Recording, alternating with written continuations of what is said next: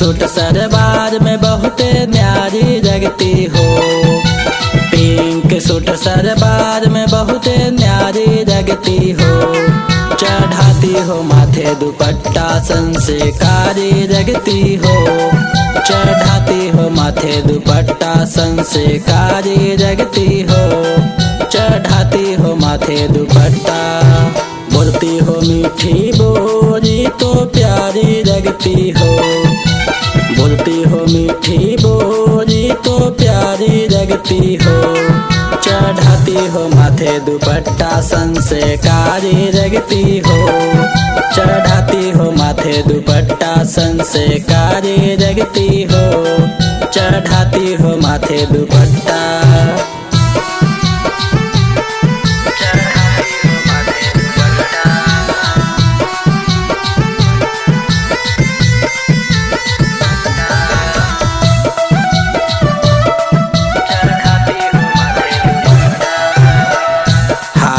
की चूड़ियाँ तेरी शोभा बढ़ाती है। आँखों का काजल सब को रिझाती है। सब को रिझाती है। हाथों की चूड़ियाँ तेरी शोभा बढ़ाती है। आँखों का काजल सब को रिझाती है। सब को रिझाती है। पहनती हो पाँव में पायल परारी लगती हो।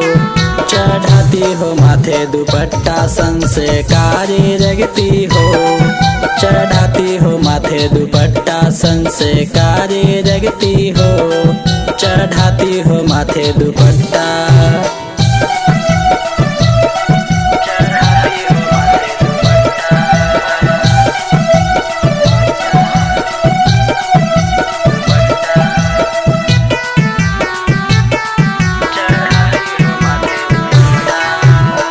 नाकों के नथुनिया घायल कर जाती है। कानों की बारी सबको पागल बनाती है। पागल बनाती है। नाकों के नथुनिया घायल कर जाती है। कानों की बारी सबको पागल बनाती है। पागल बनाती है। राइटर परवेश के नजरों में कटारी लगती हो।